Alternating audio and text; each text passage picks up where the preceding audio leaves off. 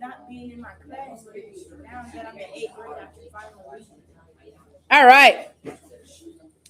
So we are going to talk about those broken promises and the plight of the bison. Because there's a lot of promises that were made. You guys need to be looking for this page, section 4. Up here, it's got the big chart on it. Okay. You can't read the answers. I wrote it in cursive. You guys don't know how to read that. Okay. The teacher key is in cursive. All right. No, you cannot. Go sit down. No, I don't know. Go away. how to read Go away. cursive. Go away. Go away. All right. We're going to start on page 9, reading this section. So I will tell you, guys, we are going to have to power through on Monday and Tuesday. This book, we've got to get this done. Huh? You want to read? Yeah, you can read. Take us through the first 2 paragraphs on plight of the bison. It says throughout. Yeah, right over here. There you go. All right, let's listen while he reads. Broken promises in the plight of the bison. Back table. Throughout the first half of the 1800s, many Native American groups living in the western United States had already experienced significant changes that led to the loss of their lands and cultural traditions. As westward settlement increased in the second half of the 19th century, the U.S. government made treaties and agreements with Native American groups. However, most of these agreements were not respected. Furthermore, Native American groups did not have one central government like Great Britain or France. So treaties made with one group did not apply to others, nor did Americans understand the independent nature of Native Americans. Their leaders did not have the same authority as the U.S. president. Leaders were respected for the bravery or wisdom, but their decisions were not always as seen as law. Many Native American groups did not give their leaders that kind of power. In the years of following the Civil War, the U.S. government continued to try to control the Native Americans in 2 different ways. The first approach was forcefully moving them to designated reservations.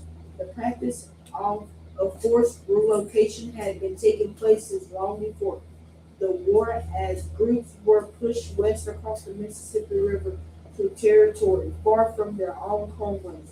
And the second approach was assimilation, through which it was hoped that Native Americans would simply adopt American practice. Assimilation continued through the last decade of the century as the government focused on younger Native Americans. Okay, pause.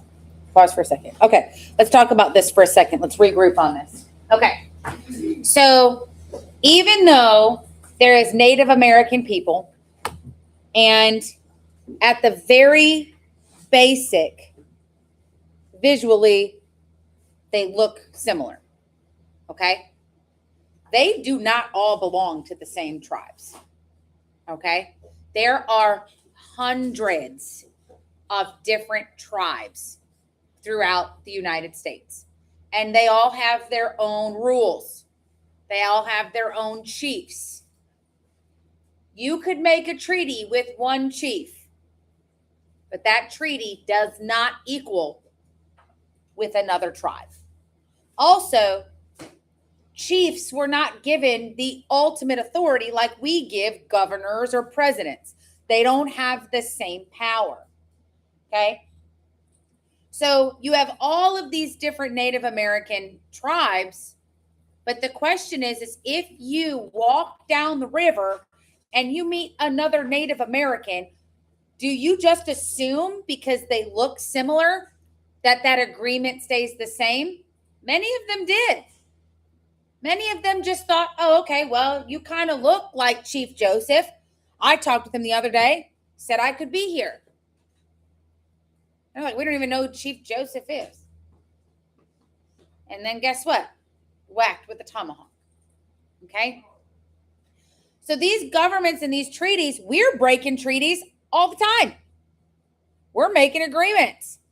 And we're tossing them to the wind. Okay? The other thing is that we don't really understand the independent ways of the natives. They did not own land. Anybody ever watch Pocahontas, the Disney movie? Okay. Okay. So there's a couple different things. One of the songs that she sings, she says, you think the only people who are people are the people who look and think like you. Okay. You think everybody else is a savage. If you don't look like the white guy that's moving through, you think that they're savages. Only people who look like me could be people. All right. They don't understand the government wise. Native Americans would move all the time. If it would be too cold, they'd pack everything up. They'd move somewhere else, maybe. Some of them did have, residences that they built. Don't get me wrong, okay? Algonquin are a big one, that they had these like round hut buildings, and they would stay there, and they could stay all year round. Lots of them would move and migrate. They didn't own land, so it didn't matter. We're moving, okay? We didn't understand that. What do you mean you don't own land? What do you mean you don't own your house? That's wild. That's not your land. Anybody could just take the land. And the Indians are like, we don't do that. We don't just take it. Leaders were not made leaders because they were great treaty makers. Leaders were made if they were brave. Okay, leaders are more warriors. Okay, they're not government officials. They're not politics.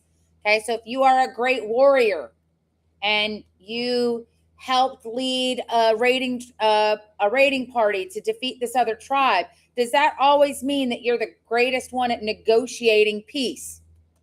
Maybe not. Okay, so there's a lot of things that the American government did not really understand when it came down to making agreements with the Native Americans. So they'd make the treaties and they'd break them all the time. Then we get to assimilation, which is one of your vocabulary words. And assimilation means the adoption of ways of another culture. Okay?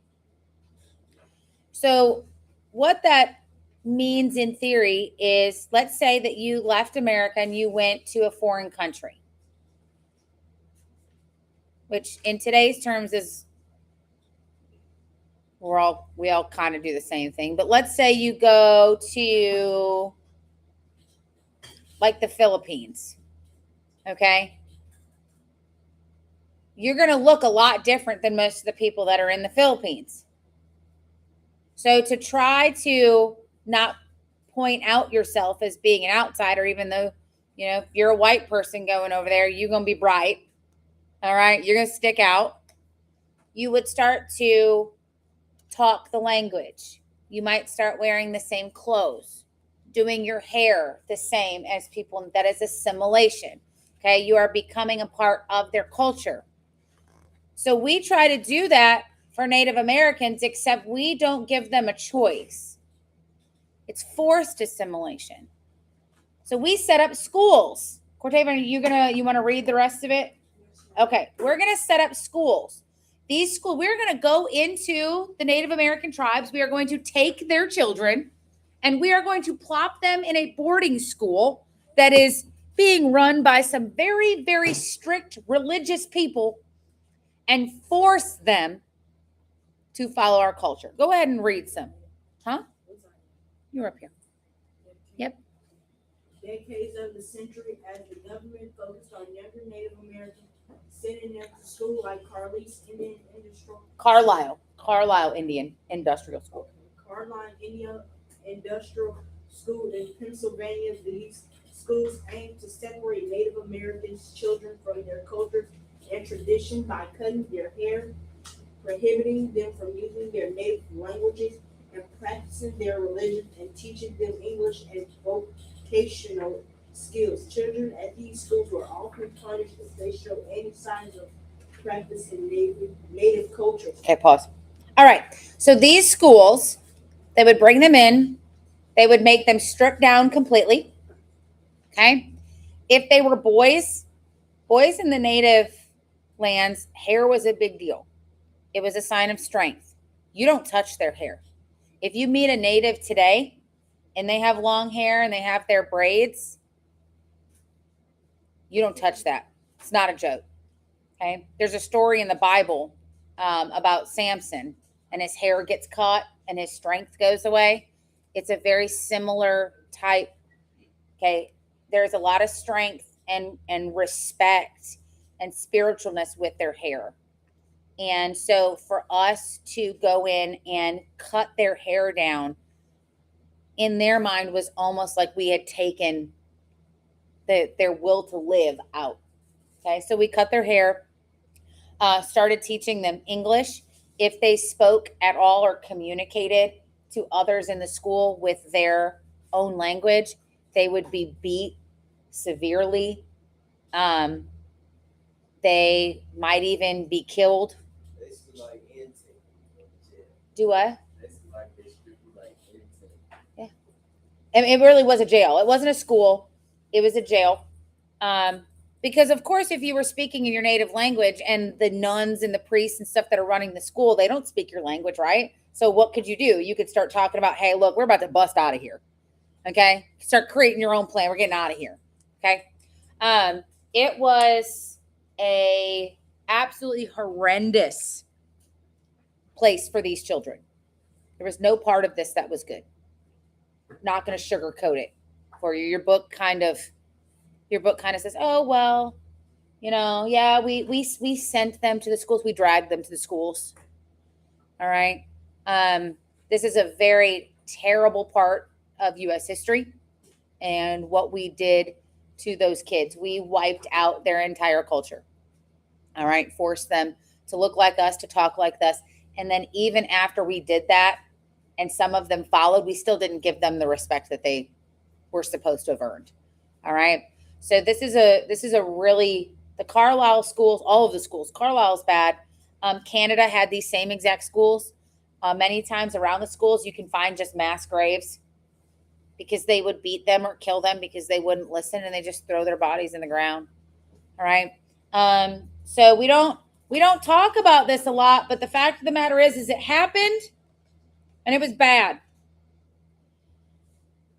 At this time, most Americans believed in individual ownership of land. We kind of talked about that a little bit. We would get land, we'd put a fence around it, we say it's ours. This is mine, no trespassers. At the same time, Americans settled on Native American land. They assumed that Native Americans would eventually just adapt to their way of life and even adopt their religion. White settlers just went out there and was like, look, we're here. We're not going to change, but you can. You'll eventually do it. It'll be fine. Continuous migration by settlers to the Great Plains and beyond endangered other aspects of Native American cultures and livelihoods. The American bison.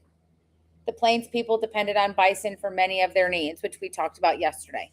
Okay, we saw that they used that bison for all kinds of things: food, clothing, shelter, decoration, weapons. How many arrows did it take to take down a bison? There was 5, maybe 6. There was 3 in that one that we saw, and then it took 3 gunshots, right? Okay, so it wasn't easy to take these things down. Many parts of a bison could be used for food, clothing, tools, and even shelter. But the forced relocation of other Native American tribes that had been happening before the Civil War, and the resulting increase in the Native population had a dramatic impact on the bison. The animals were now overhunted. So not only did white people go and kill all these bison, remember, we're moving natives, right?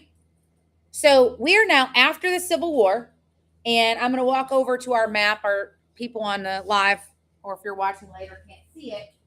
But when we're looking at our map, let's remember, over 100 years, we moved all of the natives from this side and pushed them over, right? So not only as we are moving west, are we completely annihilating the bison population, but all of these Native American tribes now are also hunting the same animal. Okay? So that bison is being overhunted, not just by Native Americans, but by us too, for different reasons. Yes, sir. I think I see why they kill buffaloes, because of the Buffalo Wild Wings be good. I think I know why they killed them. that 20-piece boneless, right? Absolutely ridiculous. Okay. Buffaloes do not have wings, guys. Okay. You do not eat buffalo at Buffalo Wild Wings. Yeah. Just want to make sure we all know. Okay. All right. Americans killed thousands and thousands of bisons for their hide, which is their skin, their fur. It's basically bison leather. It is sold for a great profit. Some even killed these animals for sport, just shooting them from the trains. Just be on the train, be like, watch this. Okay. The bison population in 1800 was 40 million. Hold on a second. What? 40 million. Let's get a different color. Okay. In 1800, we have 40 million bison.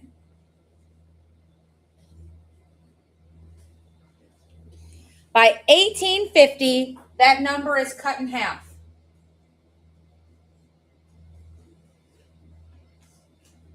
We have 20 million.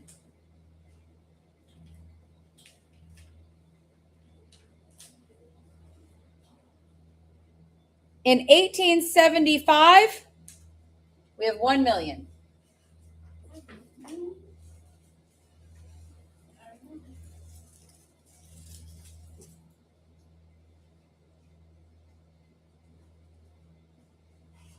And then in 1895, there was fewer than 1,000 bison.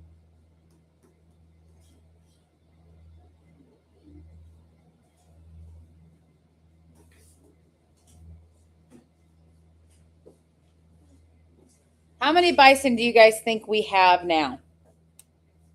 Probably about A million? I'll say around 250,000 to 250,000 to 300,000. Let's see. Population of U.S. bison now. No, 100,000.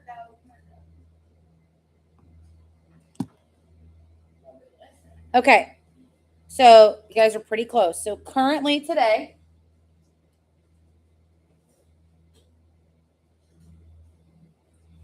we get the exact number,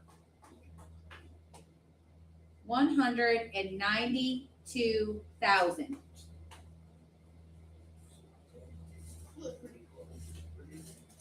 So in 75 years, 95 years, we've pretty much reduced the entire population of bison by 40 million. And it has now been 130 years since that 1,000 bison. And we have only increased the population to 192,000. I put Band-Aids on there before I put them on this morning because, yeah, I don't have the right socks. I know. He's talking about my shoes. All right. So at your table, tell somebody, why did so many bison die?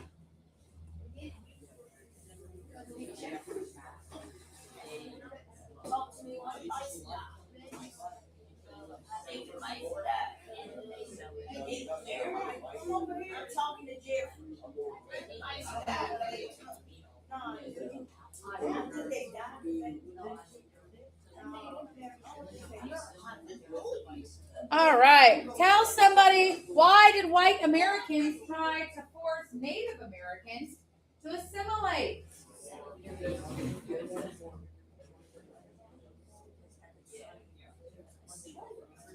Oh my God, Sheriff's smart. Yeah, Sheriff is so smart. I'm going with different answer.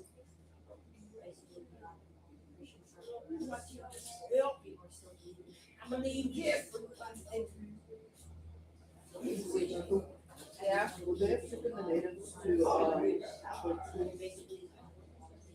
What was kind of like a Catholic school? Yep, Miss Beth, I'm going with Jeffrey answer. Okay. It was how that Carlisle school was run by priests and nuns. And so some Sometimes it was, sometimes the Catholic, sometimes the Lutheran churches. They were both equally to blame. Okay, and your guiding question, yes? Oh, I thought you were gonna answer my, the people, run the. I'm not answering it. That's a you Yeah, guys I was gonna runs, right? answer it. Don't tell me. As long as you know what the answer is and you and your partner know what hi, Jeffrey. He's not on my roster. Do I need to add him? Okay. So your guiding question, how did the government actions affect Native American life on the Great Plains? So how do we start that answer?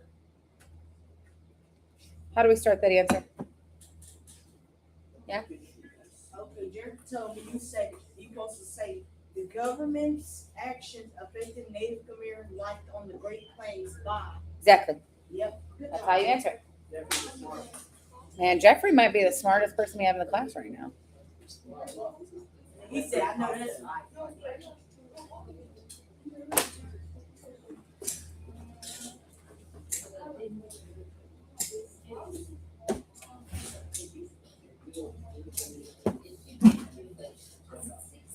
All right. We are actually going to move on to another section today. I know. I'm actually really excited about it. Oh, yeah. All right. Yeah.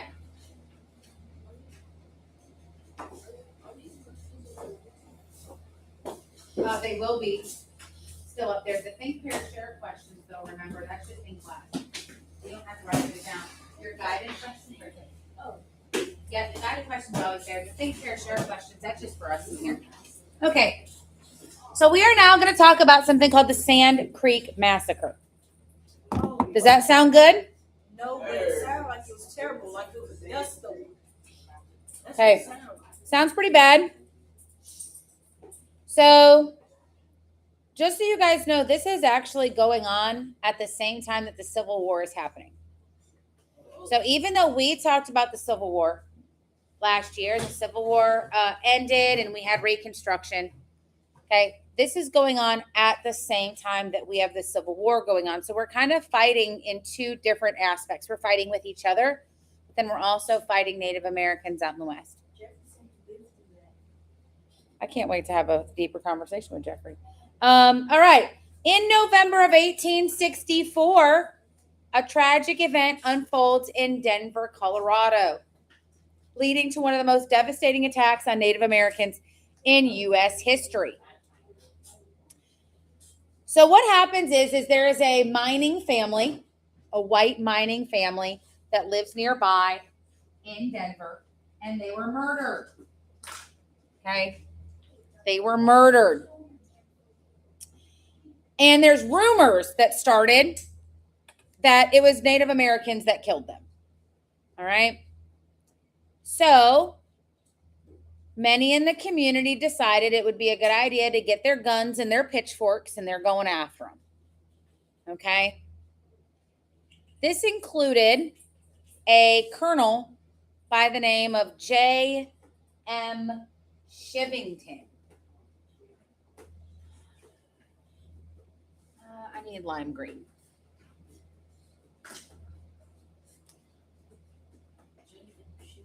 J.M. Shivington. Okay. He is a colonel. Okay. C-O-L is for colonel. I'm going to put that he is with Sand Creek. All right. He is charged to punish the evil and hostile Native Americans. Earlier in that summer, the governor of Colorado, whose name is John Evans, called on all Native Americans who were willing to live peacefully with settlers to seek protection at military posts. So there is a massive amount of Native Americans who just want to be peaceful. They're living their lives. They're already at military posts.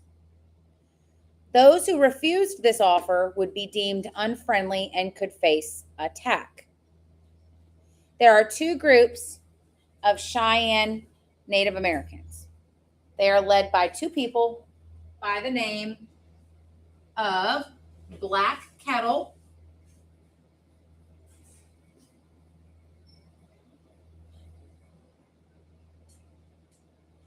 and White Antelope.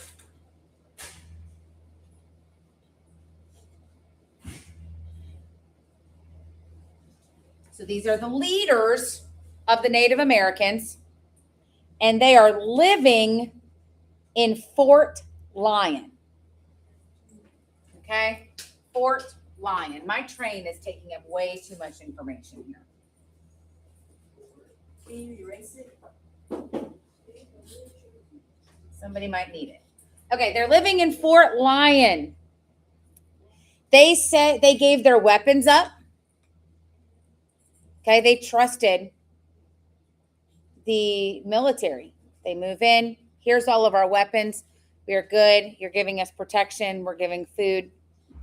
However, these groups were then kicked out of the fort. Do you think they got their weapons back? No. Major Scott Anthony told them they needed to relocate to Sand Creek. They needed to pack it up, get out. Okay? You're being evicted.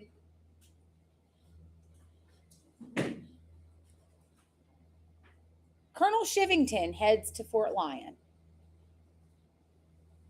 He gets there. He brings several hundred soldiers. He arrives and they tell him, oh no, they're not here. We moved them to Sand Creek.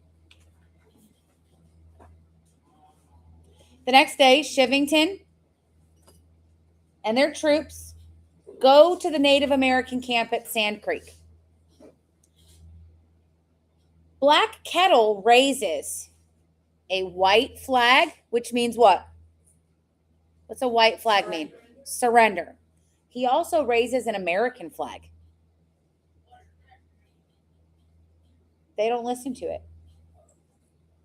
Within 2 hours, Colonel Shivington made his way through the entire camp and killed 123 Native Americans. You're a serial killer. 123, and then when I fought back, oh, they didn't have weapons. Yeah, they didn't have any weapons. But here's the worst part about it, guys. How do we know all this? How do we know if it's true? Because it's written down. There's, believe me, there were people that were there that were participating in it that weren't happy. Here's what's even worse about it. 123 people. Most of them were women, children, and infants. The men weren't even at camp. They just went in and slaughtered women, children, babies. Congress later investigated the series of events, confirming that Shivington and his troops had mercilessly, wow, I'm having a hard time today, murdered unsuspecting and defenseless Native Americans who were supposed to be under the protection of the United States. So the federal government knew that Native Americans were being given the opportunity to live on post, right? No, in general, right? In general, live on a military base. The federal government didn't know they were kicked off. So the federal government does come up and go, yep, you want to know what? Shivington, he killed all these people. They should have been on base. They never should have left. They were under government protection. But what are we going to do to Shivington? Kill Shivington? Nothing. He was never punished. Him or his generals, no leaders were ever punished for that crime. The Sand Creek Massacre was only one event in a series of clashes and wars between Native Americans and U.S. soldiers known as the Indian Wars. As you will read, many conflicts will follow, often ignited by the way land in the West was now being claimed. Okay, so this is not the first time, nor will it be the last time where we will talk about a massacre of Native Americans. But this is one of those situations where 123 people are killed, and it's not, even if they had weapons, they weren't fighting back. Okay? Because they raiding a party of where many of the men are gone. The warriors are gone. They're out hunting. They're out looking for food. They're out doing the things that the men do in the tribe. Okay? So this is a big, huge problem. And remember, was there any proof that any of them killed that mining family? Remember, it was just a rumor. You know who probably started the rumor? The guy who murdered the family. Let me go over here and murder this mining family. Be like, oh, you know what? I saw Indians riding away from here. Okay. I don't know if they ever caught the guy. I haven't looked into it anymore. Might be something you want to Google. All right. So take a look at your table. Talk to Jeffrey, see what he says. Why did people in the community of Denver, Colorado vow revenge on the Native Americans in 1864?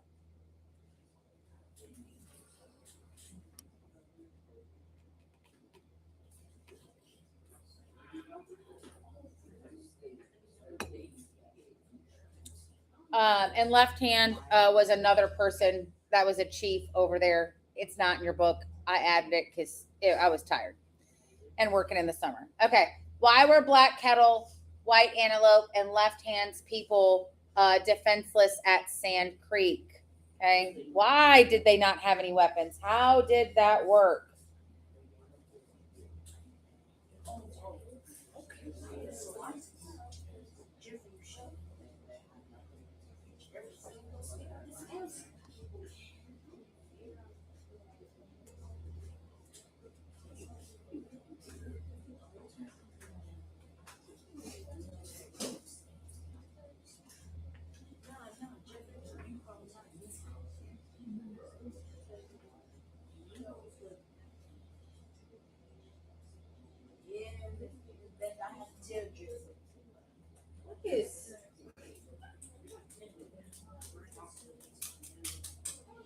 Hold on, that's not the guiding question. That's not the guiding question for this. I'm gonna fix it.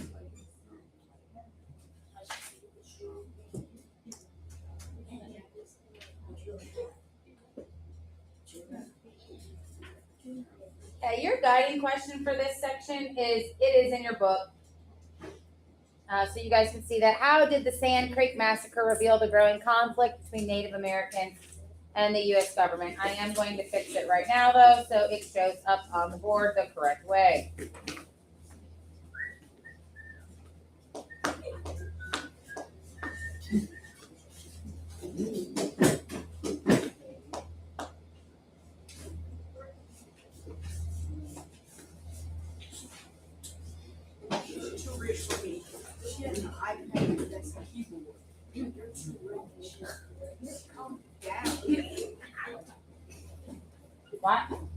Why are you making comments about my Apple obsession? Are you live right now? Yes, I am. And it's your obsession with the color. Is it collab? No, my obsession is with the color purple. Yep. But if they don't make it in purple, I will accept pink. Yes. I think the military people who are on that outpost where the native were sent to were in on it too. Maybe. Is it collab? Is this what? Collab? A collab? Yeah. What you mean? Like students. I am live. She been live. I've been live the whole lesson. Big leave and watching it. No, I'm not going live to get viewers. I'm going live because if I go live, it automatically saves it to 6 YouTube. hour was your last. If I record it, then I have to then wait 6 hours for it to upload a 45-minute video. 6 hour was your one with the most viewers. Huh? Remember last time 6 hours? Oh. So, all right. Let's see. Our next section is Native American resistance. I did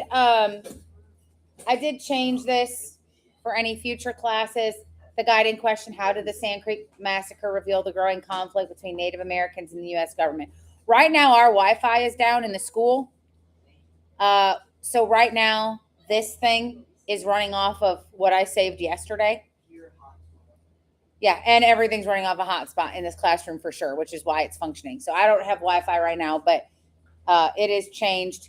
So if you are in any other lessons after this, hopefully it will change. Just make sure you're paying attention to your historical journal.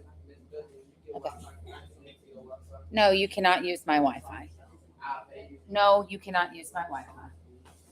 Yes. Use the vendor Wi-Fi. We got a clock right there. They can't tell that clock. Wait.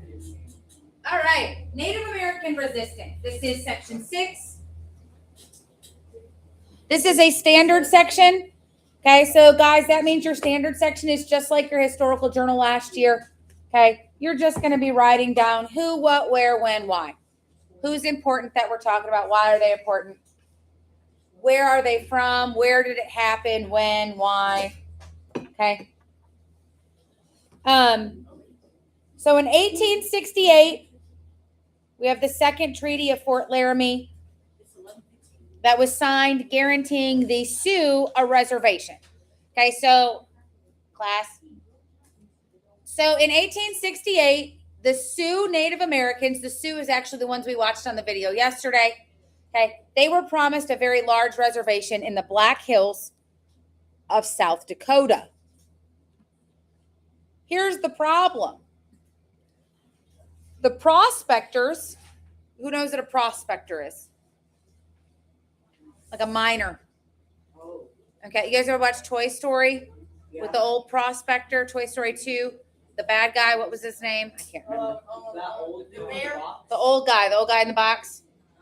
He was the prospector. Sorry, I don't know. That's okay. So they're miners. The prospectors get out there and guess what they find in the mountains?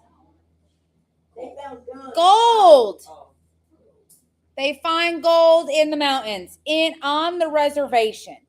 So of course, now people are rushing to the reservation to try to get gold.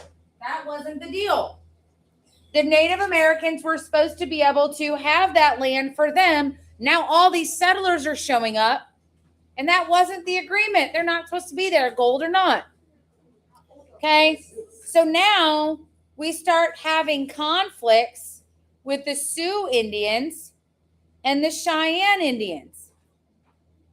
Angry that many Native Americans, including hunting groups, refused to stay within the Sioux reservation. So the Sioux start actually leaving the reservation. They end up going into Cheyenne territory because now the reservation is being run over by white people. The U.S. government authorizes the Army to send regiments to the Black Hills. You get a guy by the name of George Crook, Alfred Terry, and a very, very famous one by the name of Lieutenant Colonel George A. Custer. Okay, Lieutenant Colonel George A. Custer, which we just refer to him as Custer. Okay? Aware that government officials are more interested in protecting settlers and their new claimed land than enforcing the treaty, the Sioux, led by Chief Sitting Bull and Crazy Horse, fight the U.S. forces to protect their lands. This is called the Battle of Rosebud. Okay? Battle of Rosebud.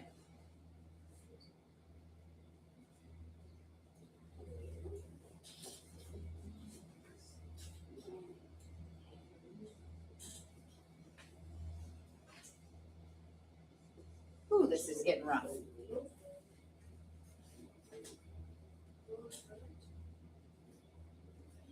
Okay, the Battle of Rosebud. Sioux warriors surprise and defeat Crook's troops in southeastern Montana territory.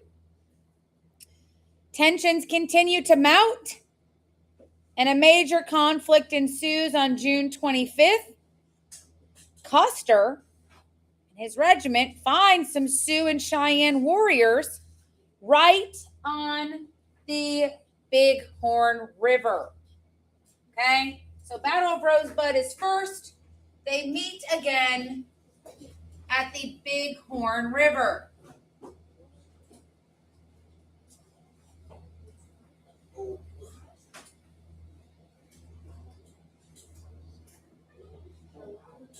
Custer leads one column of a planned two-part attack.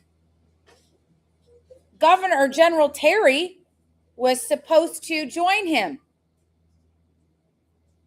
But instead, Terry started to attack the warriors. So the reinforcements never came. I can't imagine what is underneath that desk or your eyes are looking at in your hands, but you've got 2.7 seconds to put it away. Of course it is. You're so precise. I'm not an idiot. Check it. Put it up. Custer was up against the largest sporting fight ever assembled by Native Americans on the Great Plains. Of more than 200 soldiers who followed Custer into battle, not one lived to tell the tale. Not one soldier, U.S. soldier that was there, including Custer. Okay? The Sioux Native Americans completely eradicated him. It is also known as the Battle of Little Bighorn. Okay?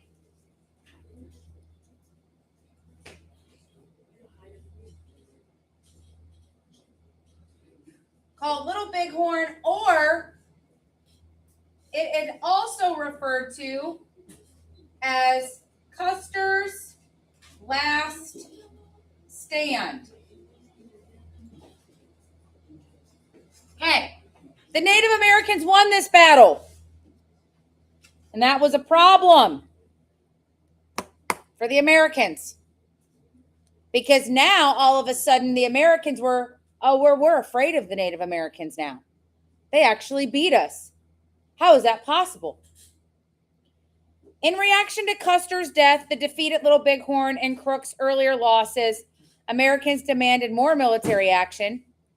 The Sioux are continuing to win against the troops, but even though they won battle after battle, Native Americans cannot stop the flow of the settlers. With bison dwindling in numbers, the Sioux end up surrendering. Sitting Bull leaves. He takes his followers up to Canada and runs away. But the Canadian government says you can't stay here. We're not going to help you guys anymore. You got to go back.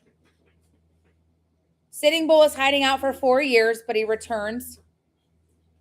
And he had a promise of amnesty. Amnesty means like political forgiveness, okay? They're not going to punish him for his crime.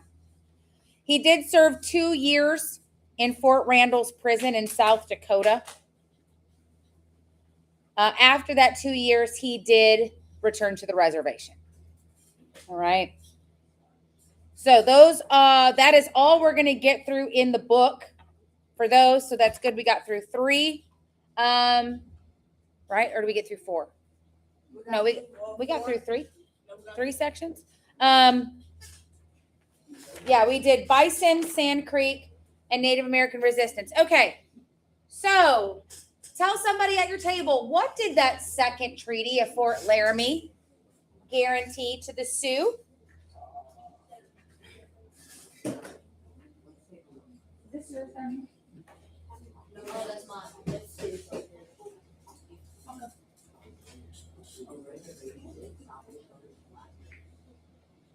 All right. And who invaded the Black Hills and why?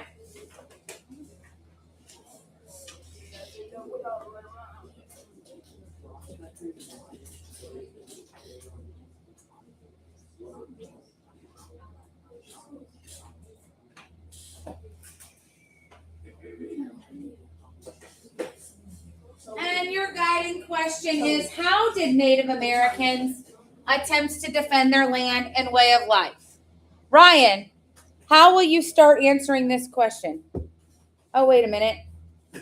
Yeah. Let me do that part. Can I restate it, please?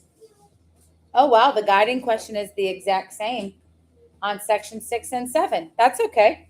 So what? It'll be two different answers because there'll be two different ways. So, all right, Ryan, how do you start the question? Or your answer? How will you start the answer? You want me to read mine out? No, I want you to just tell everybody how we start the answer.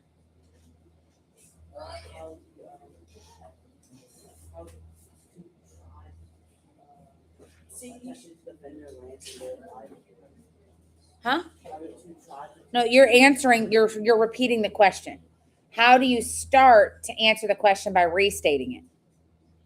Cortavian, how do we start that answer? So me and Jeffrey were talking about, Jeffrey said you gotta say the Native Americans attempted to defend their lands and way of life. By, then you say your answer. He said Okay. D, I said duh. All right, we got through 3 sections today, and we only have 2 more sections left. So as long as we get through those 2 sections on Monday, we will actually do our Native American case file, which is a partner challenge, maybe even that day. So as long as we got through 3 today, that makes me happy. Test will be next Friday. You will have a catch-up day the day before test. No mustard day? Okay, no mustard day, no mayo day, no relish day, just a ketchup day. All right.